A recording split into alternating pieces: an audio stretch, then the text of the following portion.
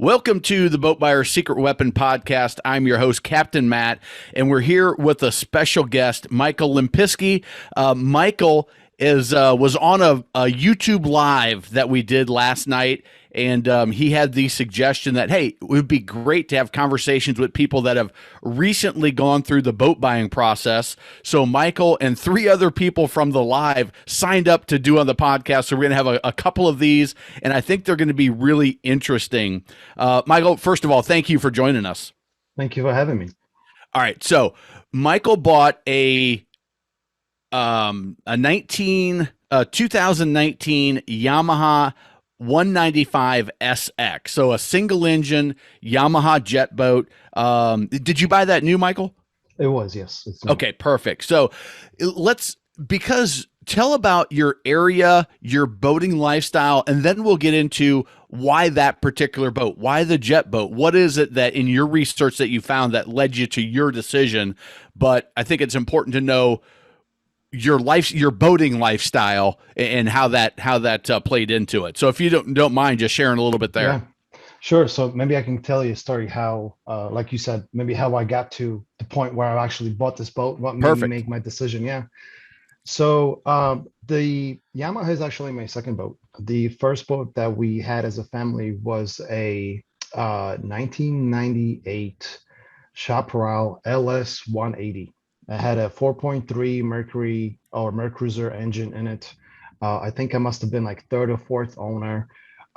Beautiful interior. When I looked at it at the dealership, it was just like a consignment sale for the owner.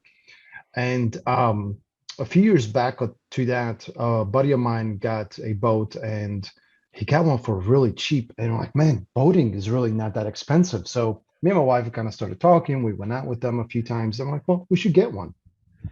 So as my first boat, I don't really want to spend too much money. So I think I paid like $6,500 for that boat. And And this that's was just a basic 18-foot bow rider with a stern drive, kind of what I picture when I think of a boat. Okay. yep. And wish back then your program was around. Uh-oh. I hear some stay away warning. This is a warning story. So being that my friend was pretty new to boating, myself as well, fairly new to boating, I didn't really know what to look for. I should have known that the price that I paid for this boat probably was too good to be true. So it was like, I don't know, a little over 6 grand that I paid for it. And the first season, it ran beautiful. I had it serviced at the dealer, everything went good.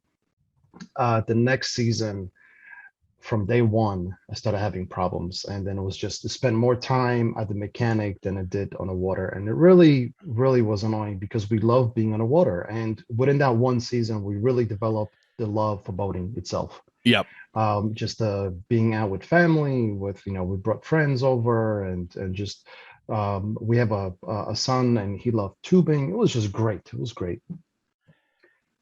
Towards the end of that season that I had all these issues, we got it finally fixed and we enjoyed the last probably 2 or 3 weeks of the season and it was great. Next season again, we had more problems. Ended up that for some reason, somehow, the the last time we took it out, it got hydrolocked. There was some other issues to it. There was a hairline crack in the block, and essentially the cost of fixing it would have been closer to like 8 grand, which is way more than I paid for the boat. Yep. Forget it. Where are you located, Michael, again? So at that time, I was actually living in Raleigh. Okay. Yep, Raleigh, North Carolina. Right now, I live in a little town called, well, it's not so little anymore. It's Hempstead, and it's right outside of Wilmington, North Okay. North Carolina. Carolina. Mhm. So when we lived in Raleigh, we went to Harris Lake, Jordan Lake, things like that. And my parents also have a place in a town called Hertford, North Carolina, which is, if you look at the map, there's a body of water called the Albemarle Sound, and on the other side there's the like Kitty Hawk and the whole OBX, right? So Yep. there's a bunch of rivers connecting. So we went out there quite a bit as well. Well, anyway, during one winter, we went to the Raleigh Boat Show, and I really wanted to go just to look for boats. I was like, I'm getting sick of this, but I really want to look at some boats. And we walked around, and at that time, I think it was a 2017 or 2018 AR 195 by Yamaha. And the first thing, one of the things you mentioned in one of my videos, my wife notices there was no prop. Yep. And she goes, "This is awesome." I'm like, "I know, right? There's no prop." I'm like, "Let's just get it." She goes, How old was "No." your son at this time? At that time, he must have been about 9. Okay, so younger kid. About Yep. 9. Yep. Because he's 12 now. He's about to be 13 pretty soon. So, um, yeah, 8 or 9, something like that. And she loved the layout because of the layout of the jet boats, because the engine is so far back and deep, is just so much more open. Yep. The spacious inside, as far as where the way that the L-shaped seating is, the 2 captain chairs. Well, actually, there was an L and a captain chair for the AR at that time. The bow itself is much more wide or wider. It's just everything. It checked everything.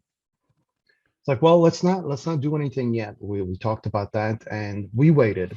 Um, Next season came, and the boat just, that's when I really found out at that point, when I found out that we had the hydro lock, and just it would cost so much, and it was crazy. So got rid of the boat.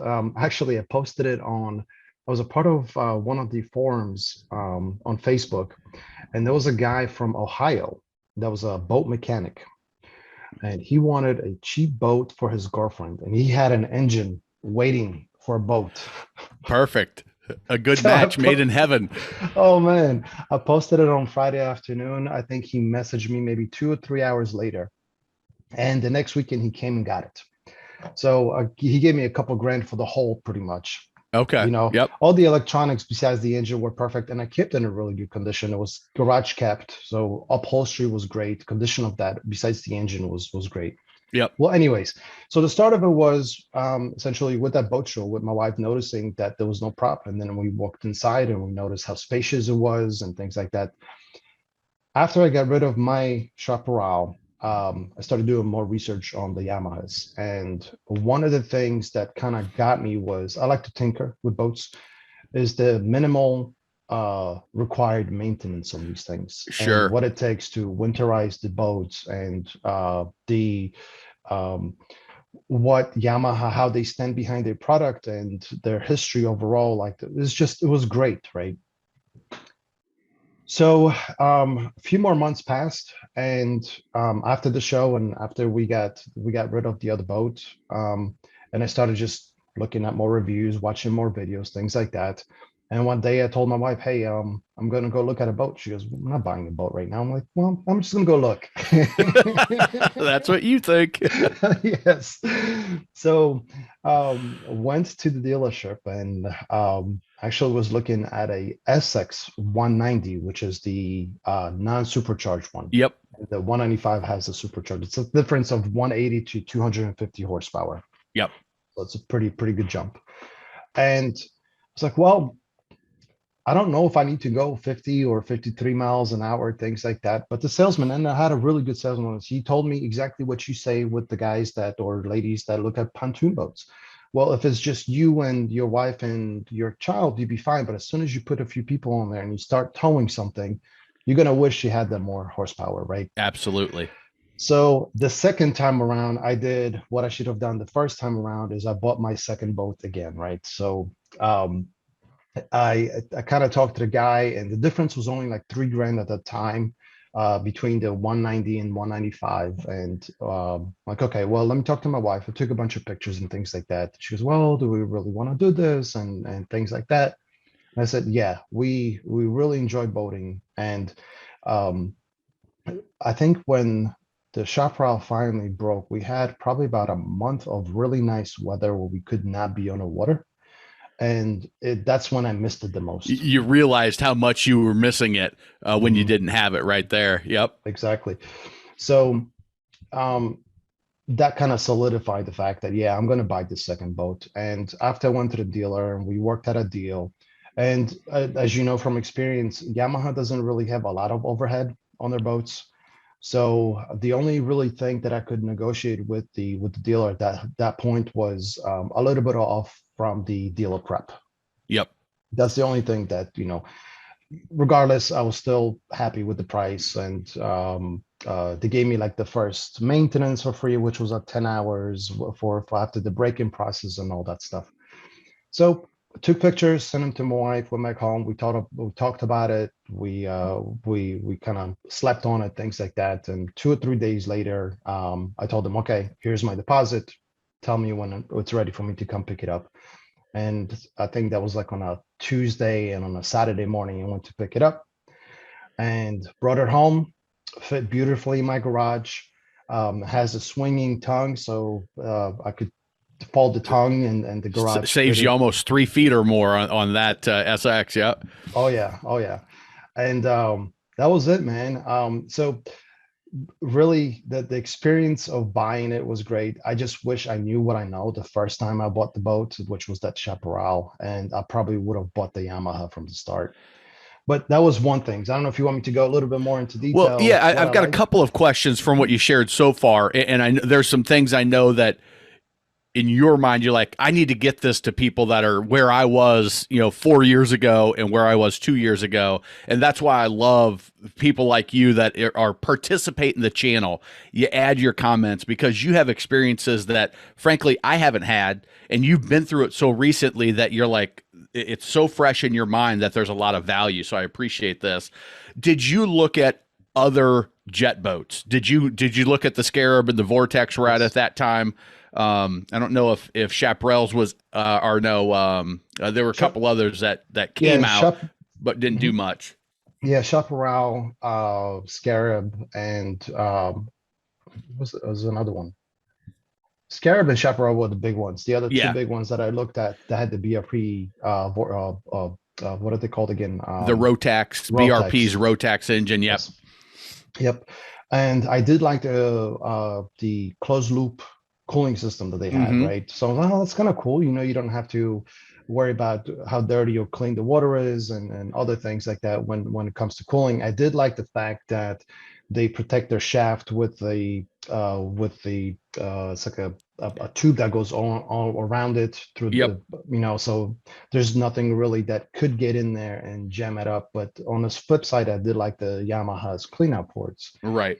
But the more research I did at that time, Rotex still had their superchargers where they had to be rebuilt at 100 hours. Or was it 200? Whatever. I think it was Yeah, 100 there was hours. a maintenance period in there. Yep. Yep. Where Yamaha did not. So when I was looking at that, that took a really big thing into my consideration if I'm going to get it or not. Also, reliability. Um, Not to knock anything on those types of engines, because I do know some people that have them. But unfortunately, they have had a lot of problems, and and it's mostly jet skis or whatever the PWCs. Yep. Um, but Yamaha was definitely the reason for that, was the reliability. Layouts were very similar. They don't Right. really have a lot of differences in layouts. The noise level is about the same with all of them. So all those things that I read through reviews and watched videos, which I should have done the first time, um, didn't really do anything for me other than reliability. Yeah, and I think that still is the big factor is the Rotax engines. They've got some awesome features. The closed cooling system, the trim option that they have, the sleeve that protects you from the lead or the seaweed and the weeds getting caught up in the propeller shaft, and they're sportier. But Sure. Yamaha has hey, it's just reliable. It's rock solid and has been for a number of years. Um, what about the dealer? Did that come into play for you at all? So yes, it did actually, and there's two dealerships that were close to Raleigh, that are Yamaha. I don't know what you don't say sponsored, but they're authorized Authorized dealers. Yeah. dealers, yeah. Yamaha dealers are authorized Yep. dealers. Um, One of them was essentially just pretty much ignoring me. And the other one was super nice. Yep. And the gentleman that I spoke with at the dealership that actually purchased it was very attentive. He wasn't pushy. He was very informed about the products. He he was essentially able to answer questions that I had, things that maybe I didn't even was able to research. He had ideas and information that he provided me that I've never thought about. You know, like the structural and hull warranty that Yamaha has versus other boats. Those other things that salesmen typically say, but in a really nice, non confrontational, non pushy way, just Yeah. essentially being a friend helping you buy a boat versus a salesman. Yeah, I like it when dealers are educational in their approaches. Hey, you may have owned a boat before, maybe you haven't, but let me explain what I'm saying, why it's important, and then you can make your decision based on that versus the slick talking, fast talking salesperson that you're like, what the hell did you just say? How did it even make sense? And it just that I appreciate that style. Yes. And it's amazing how much different. Same dealer or same brand of boat, two vastly different experiences within what, probably 50, 100 miles of each other. 30 miles both ways. Yeah. And I was in the So middle of it. Yeah. Yep.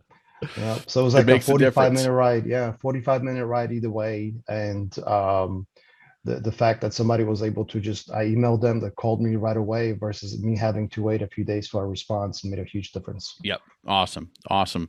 Now, what about so you've owned a stern drive and that's what got you in to Mhm. boating. You've owned the jet boat. Talk to me about the noise and the vibration and the handling, kind of the pros and cons and what you liked, what you didn't like, what you wish would be different, anything along Mhm. those lines.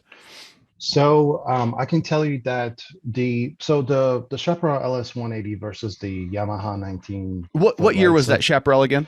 98 or 99, I can't remember Okay. exactly. So we're So it talking was a about a little. 20-year gap in Mhm. models, but okay. Yes, yep, for sure. Um, the the Chaparral, um, pros and cons. What I didn't like is on the stern drive is that the rise of the bow. Yeah, when you Yep. hit the throttle from a Mhm. standstill or idle, you got the bow rise and then you lay down. Yep, Yep. and then you plane. So that I did add one of the fins in the back, and that helped maybe just a little bit, probably more in my head than anything else. But but so one of the things that I didn't like about that is because especially when we were pulling something, that boat just went like this for a Uh, minute before it leveled out. So it kind of yep. was a little scary for somebody, especially that was new to boating. Yep. You know, what I did like on a Pro was that because of the way it sits heavier and deeper. Even on the lakes that we were on at that point, although the waves were not super big, the waves that did come, that boat did take those wakes a lot better. Yep. You can go head on or a 45-degree, even from the side, just because the way it sits, it handled a little bit nicer. Whereas the Yamaha, you have a clean whole shot. It's like the rise is minimal to none. Yeah. It takes off much quicker, Yeah. but you do feel like you're right on top of the water instead of being in the water. So the wakes do affect it a little bit more. Mm-hmm. So there's a trick or kind of learning curve on how to ride the boat and to make sure that you take the wakes at a certain degree to don't slam the hull and things like that. So the learning curve for that was different. Yep. Also, um, docking and pulling onto the trailer. That was a big difference. And it also has to do with the way the boat sits in the water. With the stern drive, the fact that you have a propeller that pushes and pulls you all the time and acts as a big rudder, it is much easier to control in high winds. Yep. Not that I can maneuver better because the jetboat actually does maneuver better You put that, yeah, because you put that in the docking mode and it's like yes, you've got really good control of it, but the yes, wind can push you because you don't have as much deep in the water. Yeah. correct, yes, sir. So that's the thing. So learning curve on that was quite a bit. The Those are the big cons and pros. Now, also you mentioned noise levels. The stern drive was a nice low rumble. Mm-hmm. Like you almost felt like it was a, I mean, it was a six cylinder or V, like, that was six cylinder, I believe. You kind of Okay. felt like a, like a nice deep rumble, even a little bit of higher RPMs, which higher RPMs for that boat was like 4,000, Right. right? Yeah. Whereas 4,000 RPMs on my jet boat, I'm going 10 miles an hour. Exactly. You know, so it is like comparing a goodness. I'm going to use Toyotas as an example, comparing, let's say, an Accord, a V6 Accord, to a four-cylinder Civic. Okay. You have that different whine of the engine when you slam on it. You have that high pitch of a four-cylinder versus a deeper rumble of a V8, right? Now, you've run both of them, so I have a Mhm, hard time explaining this. I don't, in my mind, one's not better than another. mhm. It's just different. Right. What do you think of? What do you think about the sound and the characteristics of operation and the quickness and the acceleration? Like, how do you rate the two since you've recently owned both styles? Sure. I enjoy my Yamaha much more. Okay. It and the reason for that is because once I learned how to take on the wakes, how to what to expect when some kind of a wave comes to me, I feel like I have more control over it now. It's a lot more responsive. When I hit the wheel, it goes. Yeah. There's with propellers usually have one side turns better than the other because of the cork action of the propeller, where with Yep. the jet is just a straight out, and whatever you turn is wherever you go. Yep. I can turn literally standing still on 360 axis and just keep on doing it all day long. I could never do that in my stern, you know. Yeah. um Absolutely. yeah, so those are the things that I enjoy. The it is, you mentioned this before, the jet boat does feel a lot more sporty, where the stern drive feels a lot more like a bigger vehicle, you know. Yeah. Yep. That's awesome. So, as you went through the process of buying the new boat, anything that caught you off guard, anything that was surprising or different to you that somebody new going through that process might find valuable to know up front, good or Mhm. bad, but just surprising or different or interesting that you didn't expect? um Yeah, so what I didn't know is, because my buying my first boat wasn't like that, is that there was a delivery date. Okay. So, because when I first bought my first boat, I mean, he had everything ready in like 30 minutes, right? I was just in and out. We're buying this first boat. Apparently, there was this prep and these dealer fees. I was like, what is this, right? And Wait a second. yeah, and why do I have to wait 3 days for you to get this boat ready? It's right here, right? But they have to put batteries in there, and well, with this particular dealer too, they have a lake in the back. It's like it's a big pond, but they Yep. have this big pond in the back of the dealership, and they take you for a test drive to make sure everything's okay. So that was kind of cool. Um, but yeah, the biggest thing was really the dealer prep, which I wasn't expecting, and having to negotiate that, and the delivery date. I was expecting to just go and pick it up.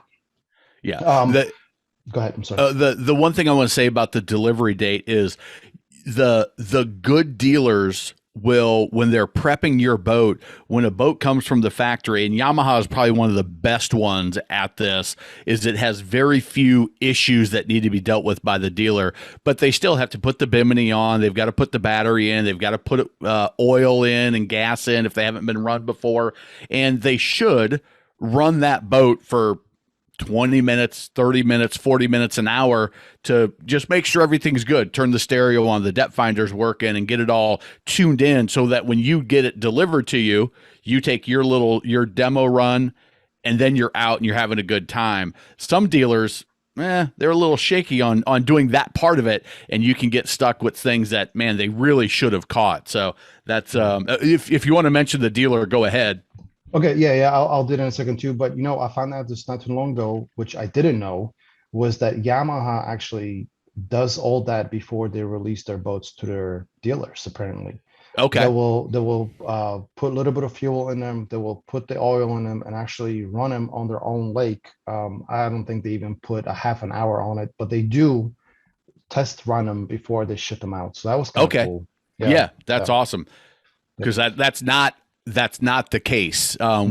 with a lot of them. I mean, some dealers will even get outboards specifically. They'll get their boat delivered without the motor even hung at times, and it makes a difference. So Yep.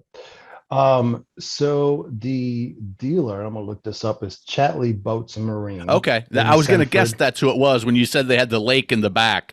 I know that dealer, so Yep. they do a great job. And let me find his email. I'm gonna give a shout out to my guy. Hold on a second.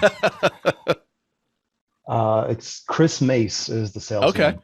awesome. Yep. So if you're in the what is it, Samford? Is that where they're at? Mhm. Okay. Yep. Yep. Um, Uh, Super awesome people. Always, well, even when I went for my first uh, maintenance after, because Yamaha had the jet boats, they ask you to go in after 10 hours to do the first maintenance.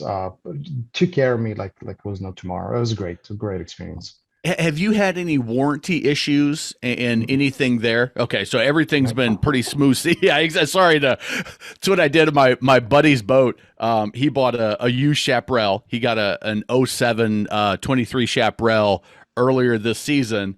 He texted me the other day and said, "Hey, I'm going to put it up for the season. One last run for lunch. Come out with me, and then we'll winterize it." Sounds good. And I'm like, hey, I helped him buy it. And, I said, I was so nervous that something was going to come up, but you had a season with no issues. And, I just, that feeling of if something happens, I kind of put my stamp of approval on this boat.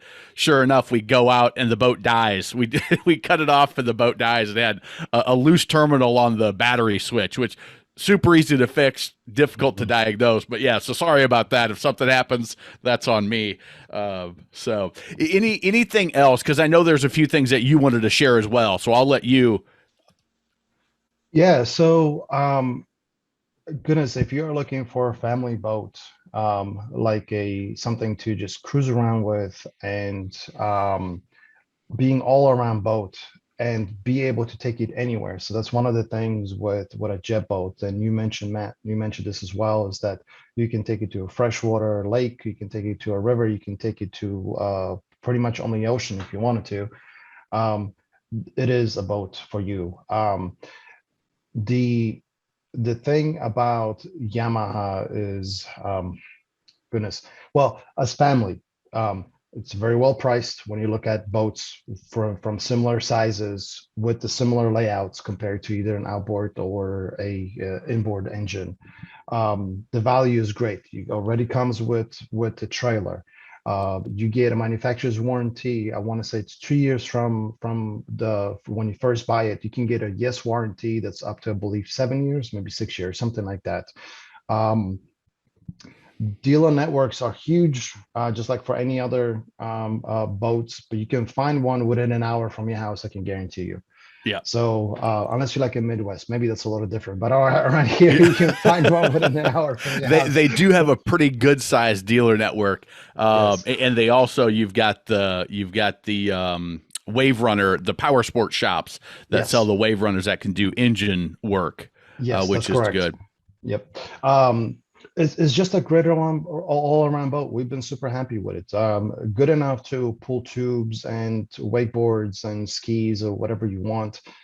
Yes, it may be a little bit louder, not much than like a inboard. It's just a different feeling. But the maintenance, the quality of it all is just it beats anything that is, in my opinion, if you're looking for a bow rider Well, style boat. well, yeah. Let's talk about that because the style does make a big impact, and it's you like the sportiness.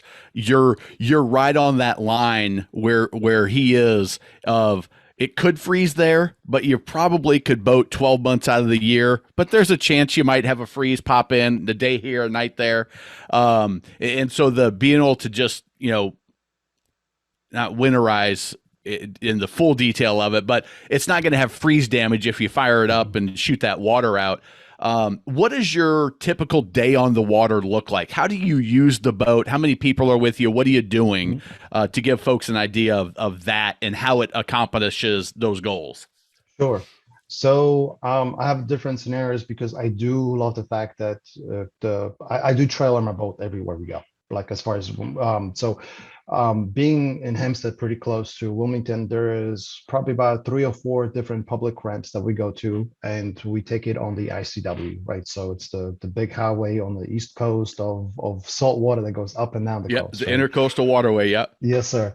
So for those days during the summer, when we do, we typically go from island to island. There's a lot of sandbars and islands that we go to, and uh, those times typically we have people come visit us from like Raleigh or from other parts of the North Carolina area that we're from here.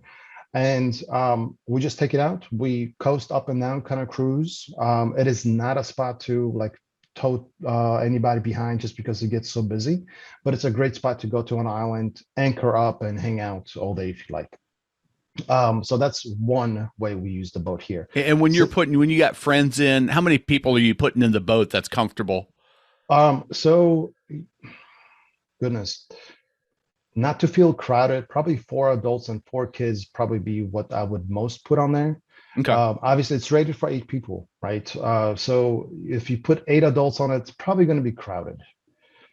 But four adults and four kids is going to feel really nice Okay. because two people in a captain chairs in the back, in the middle, two or three people in the back, and then the rest of the kids on the bow area. The bow actually comes with cushions, so you can insert the cushions. They have like a layout, Hmm. like a sun deck up front. They love doing that, just kind of hang out in the front. And so, yeah, about eight people, four being kids and four Okay. being adults. Okay. Yep, yep. And it's So still plenty of power, and you don't feel sluggish with that with the SX or with the 195, the 195, yes. supercharged. Okay. Correct. Yeah, I can still hit top speed. Okay. Not See, that my wife, you got a little speed in you, don't you? You like just a that little. sporty and that speed. See, I went from having like sporty cars to owning a truck, so I need to satisfy it somehow, and the Yep. boat is my way to satisfy it. So it's really good that. Second way we do is when we, especially when we go visit my parents in Hertford, is that is a place that we take it out on one of the rivers out that way, and we do wakeboarding. I installed an aftermarket tower on my boat, and we do wakeboarding and pulling tubes. Typically, those days is probably me and my buddy and four kids, and the wives pretty much stay back on the water. Like my parents have a place that's right on the water, Okay, so nice. they'll yeah, so they stay out there and they drink their margaritas, and we're on the water most of the time, other than maybe a little cruising, and even then, pulling somebody, no issues at all. One of the things you have mentioned on actually last night, I believe it was, with two pulling somebody behind a jet boats. If it is an adult, you will feel a little bit of the wander on the Yeah, back. the back kind of getting pulled around as they cut. Mhm. Yep. Yep, and that is because it's so high up on the water. It's not deep like a wake boat would be, right? Yep. Yep. So that's only negative, but it's nothing really big. So those are really main two things. We either cruise up and down the intracoastal and go and beach on a sandbar somewhere, or we go to my parents' place and we pull tubes and water sports. When I was single, a buddy of mine kept his family's boat was in Wilmington. We got out to Masonboro Hmm. Island, and the one thing I've always loved about the jet boats, because they have those profile engines, and you can get the seats pushed back, and now they've got that double decker swim platform off the back at the sandbar anchoring out. I just think that's a fantastic setup. I really like that, and all of them do it with the jet boats now. Oh yeah, it's Uh, awesome.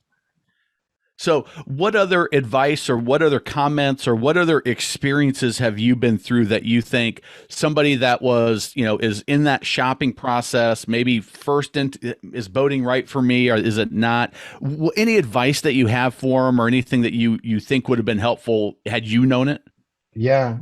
So one of the things that I already mentioned, buy your second boat first. If you can't buy a boat that you really, really want today and you feel like you have to settle, don't. Wait another year if you have to, save up your money and buy the one that you really want. Buy the newer boat if you can, buy the one with the less hours and better maintenance history.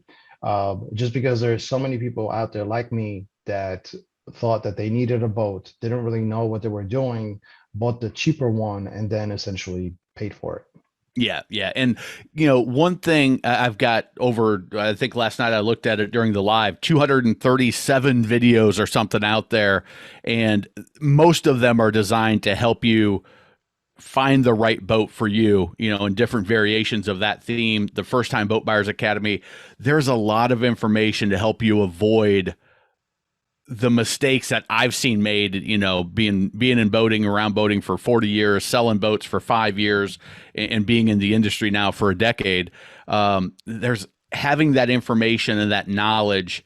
It at least kind of gives you the idea to say, oh, that's a red flag. Maybe I need to dig a little bit deeper before I write the $5,000 check, $10,000 check, $100,000 check, because whatever check it is, it's a lot of money to you and it's important to you. I sold a $200 boat and I sold a $500,000 boat, and to each one of those people, it was a huge decision to put that money into the boat. And I always think about that as I'm creating my stuff, that it doesn't matter. You want to make a smart decision. So, Yes. Michael, I really appreciate you taking your time and sharing. Anything else that we didn't talk about that you think we should have, or any advice? Let me do this. As so I'm finding that people watching the channel are also now newer boaters. We've bought the boat, we've made the decision, and I stumbled across it, and it's interesting. I made this mistake, did that right.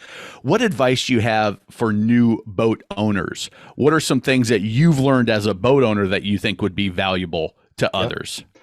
Don't get discouraged. So what I mean by that is, a lot of people think that getting out there, getting on a boat is like driving a car. It's not, right? I found myself that the more I go out, the better I get at being a good captain, I guess, right? Yeah. And the better I get, everybody gets to enjoy the boat better, and I enjoy it more just because I get more and more experience, right? Learn the basics of the road, right? There are basics that you need to know. Learn where you boat and how you boat. Like one of the biggest things that I invested in as an aftermarket besides the tower was a fish finder, which is comes with the navigation, and especially out here on ICW, it's saved my butt plenty of times, right? So Yes. just um goodness, I'm not even sure how to say it, but do it, get out there and practice. Buy things that really will help you, like the fish finder and navigation. um get a box anchor. Yeah. We had that discussion last night on the live. Yes. You and Yeah. everybody else is like, Matt's a dummy. Get the box anchor. And I'm a convert now, even though I haven't tested it. I'm a convert. You guys got me. It's awesome. But yeah, just I mean, I really I'm sure that I'll think of 20 things as soon as we finish this conversation, you know.